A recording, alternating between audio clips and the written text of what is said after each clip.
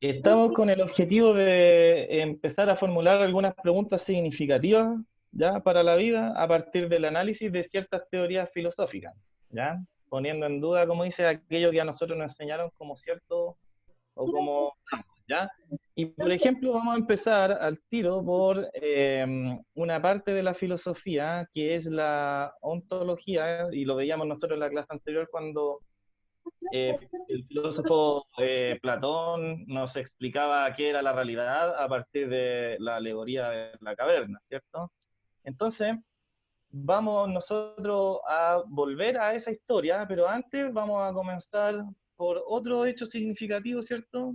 Que nos va a ayudar a comprender en qué consiste la realidad para el hombre occidental, es decir, para la cultura europea, que más o menos es la suma de la tradición greco-romana, es decir, los griegos y los romanos, su forma de ver el mundo, se expandió, ¿cierto?, por toda Europa, y cuando llegan los conquistadores, traen esa forma de ver el mundo. Como yo les digo, cada cultura viene con un pack de conocimiento, y mientras aquí en América operaban otra cosmovisión, ¿cierto?, más relacionada con sentirse hijos de la tierra, ¿cierto?, y vivir de acuerdo a ese modo de vida, los europeos tienen también otra cosmovisión distinta de qué es la realidad, ¿cierto?, y la impusieron sobre estos pueblos que vivían aquí, y entonces hoy en día opera esta manera de entender la realidad, que nosotros la vamos a ver a continuación, y como dice en el objetivo,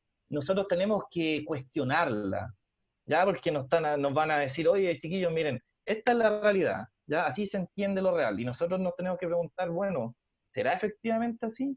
Recuerden que estas teorías son muy antiguas, ¿ya? Y que pasan de generación en generación, ¿ya? Perdón, miren. Observen la siguiente imagen, ¿ya? Por ejemplo, miren, en un costado izquierdo, abajo, aparece Galileo, ¿ya? Ahí Galileo en el año 1610 les está presentando a las personas, ya a Venecia, que en ese tiempo era un reino, le está presentando la invención del telescopio, ¿ya? Un nuevo instrumento que permite observar cosas a distancia, ¿ya? Esto, chiquillos, es muy revolucionario porque Galileo construye este telescopio. Algunos dicen que mirando un juguete de un niño, ¿cierto? Otros dicen que a partir del rumor de que escuchó de que alguien en Holanda había inventado, ¿cierto?, un aumentador de imagen, ¿cierto? Pero que las imágenes se deformaban al momento de aumentarlas, y que se podían aumentar, ¿cierto?, 3 veces, ¿ya? Entonces Galileo empezó a investigar, ¿cierto?, sobre cómo funcionaba esto, y encontró la forma de inventar el telescopio, ¿cierto? Y lo inventa, ¿ya? Y él se da cuenta de que por primera vez en la humanidad nosotros vamos a poder observar más allá de lo que nuestro simple ojo ve, ¿ya? Y esto va a ser revolucionario, chiquillos, porque hasta el momento teníamos solamente nuestro ojo humano para entender el mundo, ¿cierto? Y cuando Galileo lo presenta en 1610, la gente, imagínense, situémonos en ese contexto, imagínense. Nunca hemos visto nada por telescopio, ¿cierto? Conocemos la realidad hasta donde dan nuestros sentidos, ¿cierto? La visión, y de repente aparece este personaje, ¿ya? Que nos trae un invento que nos permite observar una campana de una torre que se encontraba a 2,5 kilómetros de distancia, ¿ya? Y hace que nosotros nos sintamos como si estuviésemos a 300 metros de distancia, ¿ya? Entonces eso es como, wow, ¿cachai? ¿Qué está sucediendo aquí? O sea que podemos empezar, Galileo va a ir más allá, ¿cierto? Y va a construir telescopios que pueden aumentar la realidad 9, 10 veces, ¿ya? Y va a empezar a observar, ¿cierto? En la parte de la derecha, cuando yo le envíe, ¿cierto?, este Power por correo junto con una actividad que ya diseñé, van a poder observar, chiquillos, que en esta parte de arriba a la derecha, ya salen ciertos dibujos, salen como unos, perdón, salen como, me voy a volver, una especie de círculos, ¿ya? Con estrellas. Por ejemplo, en el tercer párrafo se puede ver con mayor precisión, ¿ya? Aquí quiero ver si Podemos hacer, aquí parece que está rayado, miren, aquí. Ay, no puedo rayar aquí. ¿Ya? Pero en la parte digamos, en el tercer párrafo, ¿cierto? Aparecen como unos círculos, y si ustedes ven a lo largo del texto, aparecen ese círculo, y alrededor de ellos aparecen dos estrellas, ¿ya? Entonces, lo que empezó a hacer Galileo fue empezar a observar el universo, ¿ya? Y en la medida que observaba el universo, se dio cuenta de que las cosas no eran como a él se lo habían enseñado, o como se enseñaba, por ejemplo, en la escuela, estamos hablando, chiquillo, del año 1610, no era como se había estado enseñando desde los tiempos de Aristóteles.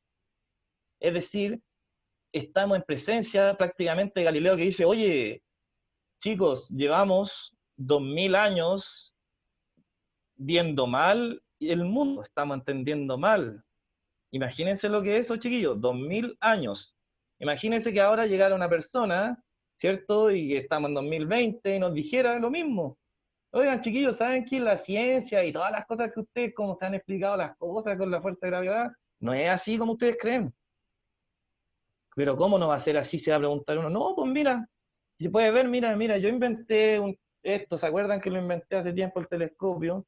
Y me puse a observar el universo y he descubierto que no somos el centro del universo, como dijo Aristóteles y como después dijo Ptolomeo en el año 300. No, no somos el centro del universo porque, según la teoría de ustedes, ¿cierto? El Sol está girando, ¿cierto?, alrededor de nosotros en el tercer orbital. Ahí está, chiquillo, el dibujo de Ptolomeo, por si acaso, sale el Sol en el tercer orbital, ¿ya? Y donde yo miro, dice Galileo, con este telescopio, son los objetos más pequeños los que giran alrededor de los más grandes. Como se puede ver, chiquillo, en el dibujo ese que yo estoy mostrando ahí, en esta carta, ese es un escrito de Galileo en donde salen los dibujos, ¿cierto?, de Júpiter, y cómo las lunas de Júpiter van danzando alrededor de él. Como en ciertos momentos se ve que Júpiter tiene solamente 3 estrellas y en algún momento se ven 4 estrellas. Entonces él se pregunta, ¿ya? Y dice, ¿por qué sucede esto? ¿Ya? ¿Por qué está pasando? Ah, seguramente cuando una de esas estrellas desaparece es porque está pasando por el otro lado y yo no la puedo ver.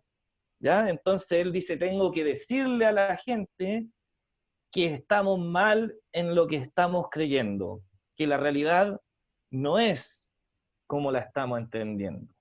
¿Ya?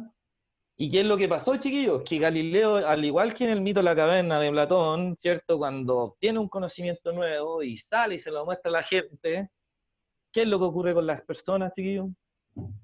¿Qué le pasaba a la persona del mito de la caverna? ¿Los demás compañeros le creían o no?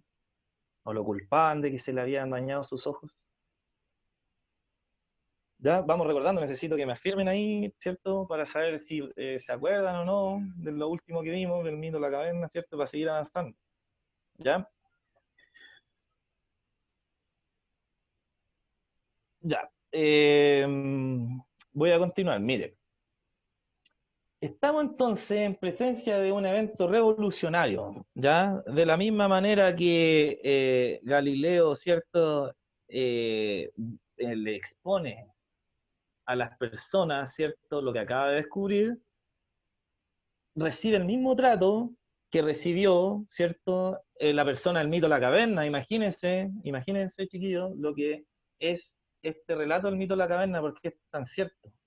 Platón lo escribió en el 2400, perdón, hace 2400 años, ya lo escribió en el 500, 400 antes de Cristo, y le pasó a Galileo en el 1600.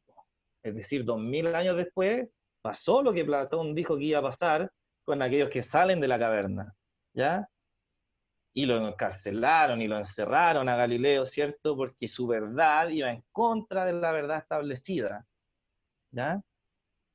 Entonces, este descubrimiento en 1610, chiquillos, va a afectar, ¿cierto?, la manera de entender el mundo y como los filósofos, reflexionan acerca de todas estas cosas, entonces, en el año 1641, ¿cierto? El famoso filósofo y matemático René Descartes, ¿cierto?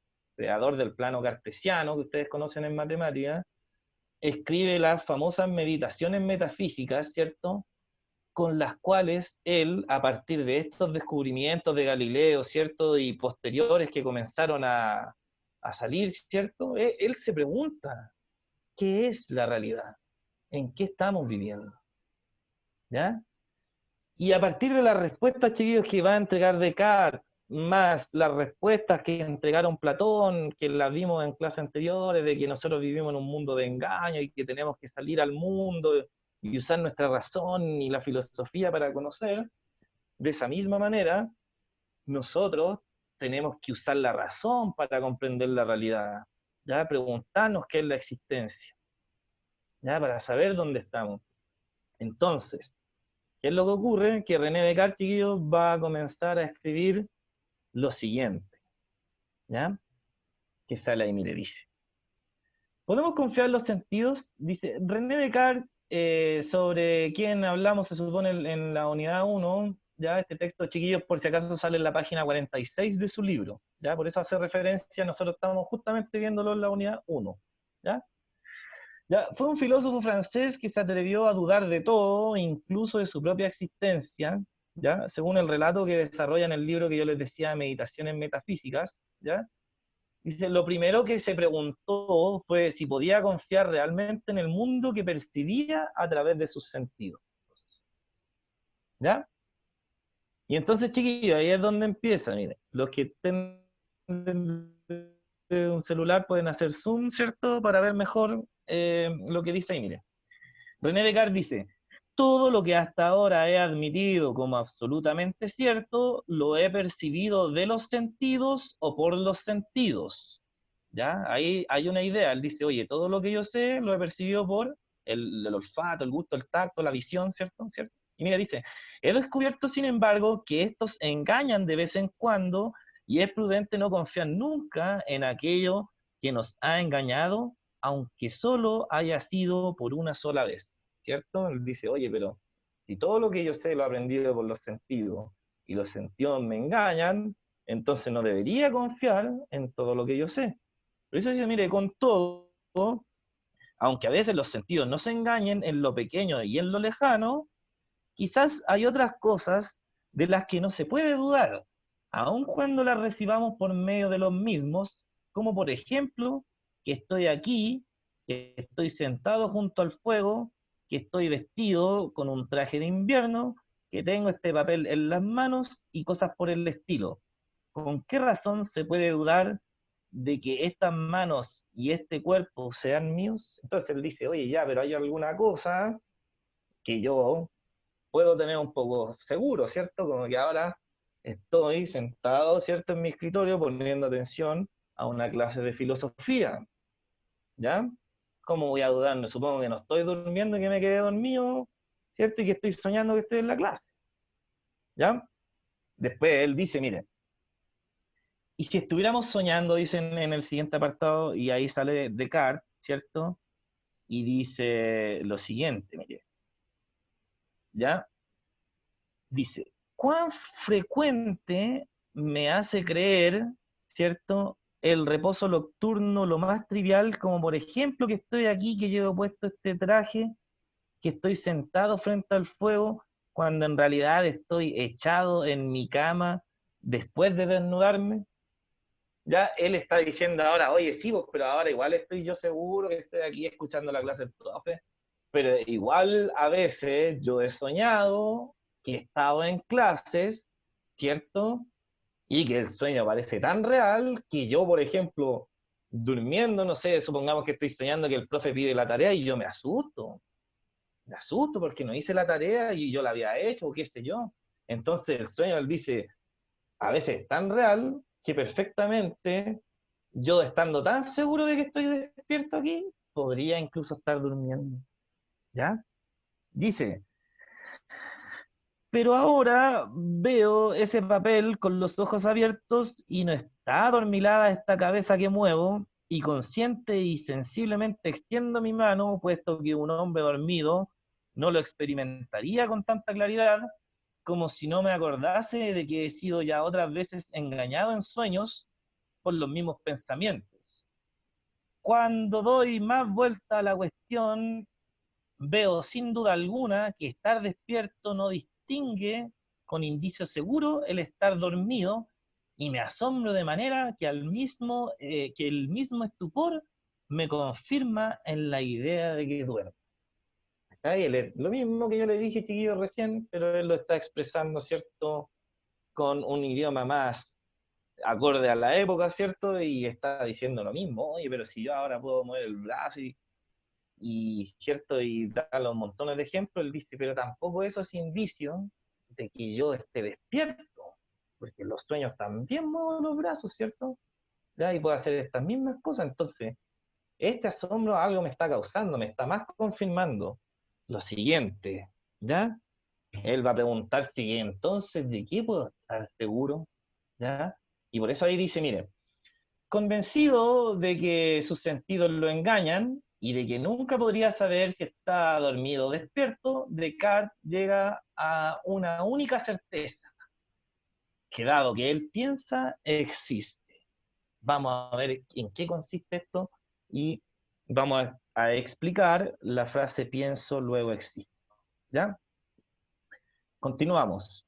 Dice ahí René Descartes, me he persuadido de que no existe nada en el mundo, es decir, ya me convencí de que no existe nada en el mundo, ya, porque puedo dudar de todo, puedo estar durmiendo, ¿cierto? O bien los sentidos me engañan. Dice, me he persuadido de que no existe nada en el mundo, ni cielo, ni tierra, ni mente, ni cuerpo. ¿Cacha? Fíjense. Entonces dice, ¿no significa esto en resumen que yo no existo? Ciertamente existía si me persuadí de algo, ¿cierto? Él dice, bueno, yo si me convenzo de algo puede ser de que exista, pero no me convenció de nada porque, repito, puedo estar durmiendo y los sentidos me engañan, ¿ya? Él dice, pues no hay un no sé qué, perdón, pues hay un no sé qué engañador sumamente poderoso, sumamente listo que me hace cerrar a propósito. Él se está preguntando, oye, ¿y habrá alguna especie de fuerza suprema que me esté engañando para que yo no pueda saber nada, ¿cierto? Porque él quiere imaginar cualquier cosa, po. En algún punto, chiquillo, él, si va a analizar la realidad, tiene que enfrentarse a Dios para saber si existe o no. Ya, entonces va y dice él, oye, ¿no habrá alguna especie de cosa engañador que me está engañando, una fuerza superior que me está engañando para que yo me equivoque a propósito? ¿Ya? Porque él dice, sin duda alguna, pues existo yo también si me engaña a mí. Es decir, oye, si me está engañando a mí, puede que yo esté existiendo. ¿Ya? Y por más que me engañe, dice, no podrá nunca conseguir de que yo no exista mientras yo no siga pensando que soy algo. Él dice, mira, y si al final, mira, me están engañando para que yo no piense que existo, ya, supongamos que el diablo me está diciendo, loco, perdón, compadre, duda de todo, porque eh, no hay nada cierto en la vida y hay una especie de ser engañado. Y él dice, pero no, porque aunque me esté engañando, dice, si yo dudo, si estoy diciendo, oye, me, ¿cómo se llama? A mí estoy dudando, estoy pensando, él dice, algo tengo,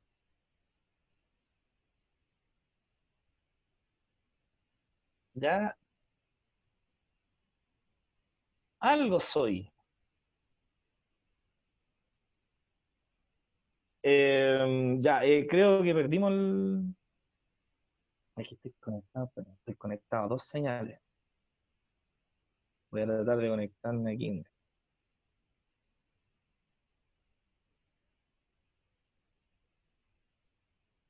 Ya, todavía con este me veo, ¿cierto?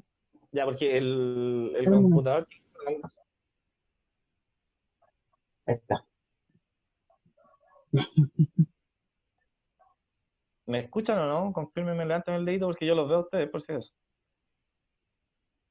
Ya, quiero saber, a ver, ahí, oh, ya, ahí, volvimos. Ya, Tú me ahora sí.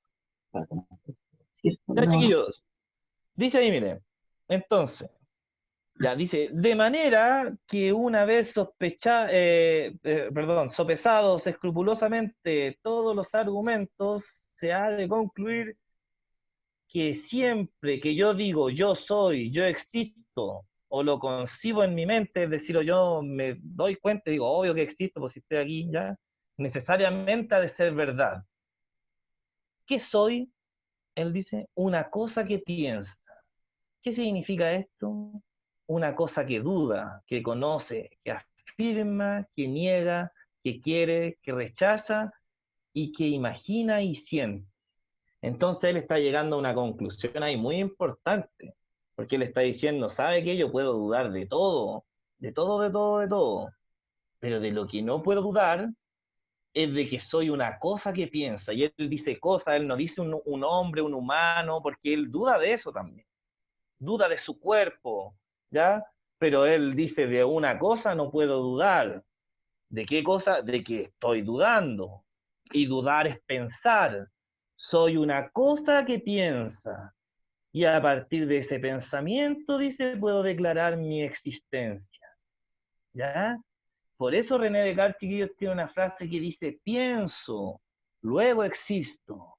Es decir, que antes de mi existencia, de saber que yo soy Daniel, que soy profesor, ¿cierto? Que soy padre, antes de saber de que mido 1 metro y algo, de que peso esto, antes de saber eso, porque puedo dudar de esas medidas, ¿cierto? ¿Quién las estableció? No sé quién las estableció, ¿cierto? Si me llamara tal vez Enrique, seguiría siendo la misma persona, ¿cierto? ¿De qué puedo estar seguro? De que por lo menos puedo dudar. Y por eso él dice, pienso, luego existo. Y la esencia humana del hombre occidental se va a volver, digámoslo de una manera, chiquillos, vamos a volver a confirmar lo que dijo Platón antes de que vivimos en un mundo engañador y que en nuestra mente la que nos puede permitir, a través de la razón, del pensamiento, de la filosofía, de ahora va a decir René Descartes, de la duda, de algo tan simple, de la duda, de pensar el porqué de las cosas, ¿cierto? Yo gracias a esa capacidad intelectual que tengo, puedo conocer el mundo como es, ¿ya? Y eso es lo que yo les decía al principio de la clase, chiquillos, es esta cosmovisión la que se va a expandir al confirmarse esto con René Descartes, se va a confirmar que la manera mejor de entender el mundo es pensando. Y eso se va a expandir por toda Europa y después posteriormente va a llegar a América y a nosotros nos enseñan desde chiquititos que tenemos que pensar las cosas antes de hacerlas. ¿Ya que usted no piensa acaso lo que hace? ¿Ya? Y cuando vamos y hacemos críticas sobre los futbolistas y decimos, mira, Vidal es muy bueno para la pelota, pero pucha que le falta intelecto para darse cuenta de lo que está sufriendo su país, ¿ya? Y le exigimos a la gente ser racional. Cuando alguien hace irracional, le hacemos ver, oye, ¿por qué hiciste eso, cierto? ¿Y qué decimos de los sentimientos? Que son difíciles de manejar, ¿por qué? Porque son ajenos a la razón, ¿ya? Y eso, chiquillos, es lo que nosotros tenemos que dudar, preguntarnos, ¿es la realidad así? Tal como lo dicen, porque lo dicen los filósofos y después lo confirma la ciencia, ¿ya? La ciencia funciona de la misma manera, ¿ya? Entonces, cuando él dice, mire, tan manifiesto es que yo soy el que dudo, el que conozco, el que quiero, ¿cierto? Está diciendo, eso soy yo. Soy la esencia, ¿cierto? Que hay dentro de mí, soy esa cosa que piensa, ¿ya? Y si nosotros queremos ser humanos, entonces lo que tenemos que hacer nosotros es pensar, ¿ya? Nada más que pensar y solo usar el razonamiento. ¿Ya? Hasta ahí, ¿está todo claro, chiquillos, no?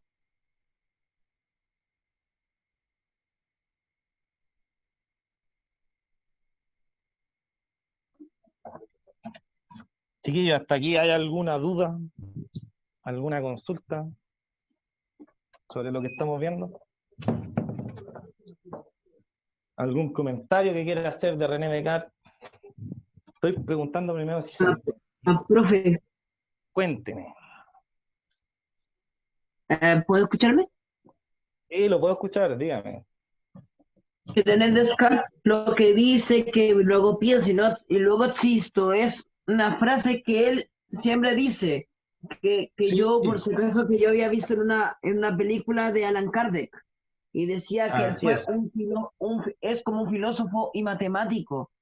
Él es, él rompió las leyes de la ciencia y de la matemática y de la filosofía, que hizo que la gente pensara de otra manera diferente, no de la manera que por si acaso cagan. Hay que hacerle caso al rey porque si no morimos.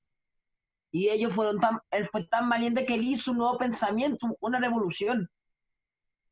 Fue como cerca de un revolucionario. Así es. Él es padre de la filosofía moderna. Él vuelve a instalar, ¿cierto?, la reflexión filosófica porque él ahora va a hacer que todos nos preguntemos en esa época, a partir de esta reflexión, bueno, ¿y qué sabemos? Porque todas las teorías que se supone que eran científicas hasta 1610, ¿cierto? Y ahora que Descartes está diciendo esto, vamos a tener que someterla a prueba. ¿Y saben qué es lo peor de todo, chiquillos, que va a pasar? Es que la gran mayoría de ellas, por no decir todas, son falsas. La explicación de por qué se calientan las cosas, la explicación de por qué, ¿cierto? Los objetos están pegados al piso, ¿cierto? Todo se va a caer, vamos a quedar en nada. Pero lo que va a hacer René Descartes es que él va, va a seguir preguntándose, bueno, ¿y qué puedo conocer? ¿Cuál es la mejor manera de conocer que tenemos? Y va a empezar a responder estas grandes preguntas, ¿cierto? Y lo que va a hacer el chiquillo es va a sentar las bases, ¿ya? Para que en 1670 otro filósofo, ¿cierto? Tomando todos los pensamientos de René Descartes, lo ordene, ¿cierto? Les dé una vueltita más e invente el método científico. Y con el método científico, chiquillos, empezamos nosotros a descubrir todas las grandes verdades que tenemos ahora. Y nosotros por eso usamos la ciencia, y por ejemplo, usted cuando vaya a la universidad y vaya a estudiar medicina, va a estudiar la célula usando el método científico, ¿cierto? Y todo esto, chiquillos, viene de aquí, de la suma de René Descartes y Platón y todos los filósofos antiguos que revelaron cuál es la forma de conocer el mundo a partir de la razón, ¿cierto? Y apoyándose con el método de las ciencias, ¿ya? Y repito, este es un modelo nomás para entender el mundo, ¿ya?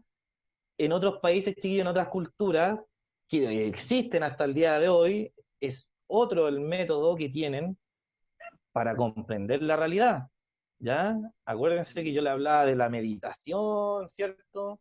De, de un montón de cosas más que vamos a ver más adelante en otras unidades cuando tengamos que ampliar, ¿cierto? ¿Qué es esto de la filosofía? ¿Ya? Entonces, chiquillos, miren, fíjense en esto que vamos a ver a continuación, nos queda esta pura lectura, ¿ya? Y se va a completar la clase y de aquí la actividad que yo les digo va a tener que ver con esto, como el objetivo dice que tenemos que formularnos preguntas y cuestionar aquello que nos han dado, ya nosotros, yo le estoy dando, ¿cierto? Ahora los orígenes de nuestra cosmovisión y usted los tiene que cuestionar, ya tiene que pensar, pucha, ¿será así como dicen ellos, como dijeron los filósofos, y se ha ido repitiendo hace 2500 años? ¿O será de otra forma distinta? ¿Ya? Chiquillos, de la 46 en adelante, el libro de filosofía, repito, encontramos todo esto. Si está con su libro ahí, mire, avance hasta el recurso 3, ¿cierto? Que va a preguntar cuál es el gato, ¿ya? En la parte izquierda, ¿ya? Y después vamos a recordar, ¿cierto? Lo del mito de la caverna y de Platón, y vamos a dejar ahí sentado las bases para que empecemos a desarrollar esta especie de guía, ¿cierto? Que yo les voy a dejar. Y esa, chiquillo, guía yo vamos a evaluar, ¿cierto? Porque ahora que han tenido clases pueden responder bien una tarea de filosofía, ¿ya? Chiquillos, miren, escuchen esto, dice, ¿cuál es el gato? Ya aparecen ahí, mire, 4 gatitos, ¿cierto? Lindos gatitos. ¿Ya? Entonces, mire, dice, imagina que estás observando directamente los animales que muestra esta imagen y alguien te pregunta, ¿cuál es el gato? ¿Cuál es el gato de eso? Todos, po, ¿no? Yo diría eso. Dice, mira, todos son gatos, po, ¿no? Ya, y dice, mire, seguramente respondería, todos son gatos. Ve la chunte. Ahora imagina que te preguntan si alguno de estos gatos es más gato que los demás o si hay uno de ellos que puedas considerar el verdadero gato, ¿cierto? ¿Habrá uno de esos que sea más gato que otro, no? ¿O todos son igual de gatos? Es medio ridículo preguntar, ¿cierto? Pero así se filosofo, pues, chiquillo. Mire, fíjese para dónde vamos, ¿ya? El primero Dice, que haya cambiado es gato. dice, es probable que tu respuesta sea que no, que todos son gatos diferentes, pero no todos son gatos de la misma medida, ¿cierto? Habrá uno más grande, otros más chicos, todos son gatos, ya. Dice, perdón, pero que todos los son gatos, ¿cierto? En alguna forma todos son gatos, ¿ya? Siguiendo un razonamiento como este, Platón llegó a la conclusión de que ninguna de las entidades, chiquillo, ente significa algo que existe, ¿ya? Entonces cuando dice ahí, Platón llegó a la conclusión de que ninguna de las entidades, es decir, de que ninguna de las cosas que existen en el mundo sensible, es decir, en el mundo que nosotros percibimos con los sentidos, estamos hablando solo de las cosas que vemos, tocamos, observamos, oímos, olemos, ¿ya? Platón llegó a la conclusión de que ninguna, dice, de esas cosas, ya nada de lo que podemos percibir mediante los sentidos es realmente verdadero. No hay un verdadero gato, una verdadera cama, ni una verdadera música, ni un ser humano verdadero. Tampoco hay entonces algo verdaderamente justo o algo verdaderamente bello, ¿ya? Lo real y lo verdadero, pensaba Platón, está más allá del mundo sensible, en el mundo inteligible o mundo de las ideas. En otras palabras, fuera de la caverna en la que todos los seres comunes, salvo el filósofo, están atrapados. ¿Ya? Es decir, mire, ya nosotros sabemos que ninguno de esos gatos es gato, ¿cierto? Pero, por ejemplo, en nuestra cabeza nosotros tenemos una idea de gato y esa idea de gato representa a esos 4 gatos que están ahí, ¿cierto? Como una especie de chiquillo, esa idea que está en nuestra cabeza tiene características, como por ejemplo, es intangible, no puedo tocar esa idea, ¿cierto? Es perfecta, porque cachan que la idea representa a todos los gatos que nosotros vamos a conocer en el mundo, ¿ya? Entonces, si nosotros nos vamos fijando, aquí es como lo que dice René Descartes, ¿no? Dice, oye, parece que yo pienso, luego existe, y parece que cuando yo pienso, puedo ir a un lugar en donde están las ideas, y esas ideas son perfectas, son únicas, representan a todas, por ende, si yo me traslado a ese mundo y empiezo a investigar ahí, ¿cierto? Ahí parece que voy a estar más cerca de la verdad porque las cosas van a ser menos ambiguas. No, ahí no hay los miles de millones de gatos que hay en el mundo. Ahí hay solo una idea de gato, ¿ya? Entonces, ahí, ¿cierto? Va a decir Platón, ahí está la verdad, en lo inteligible, en la idea, en la cabeza, ¿ya? Por eso el que es filósofo, dice él, el que sale fuera de la caverna, y no es necesario, chiquillos, ser filósofo, yo le he dicho, Galileo fue un filósofo porque fue más allá de lo establecido, de lo que a él le decían, mira, esta es la verdad, cómela, ¿ya? Acéptala, ¿ya? Galileo fue más allá y se transforma en filósofo, ¿ya? Chiquillos, para cerrar, mire, este texto que ahí dice, mire,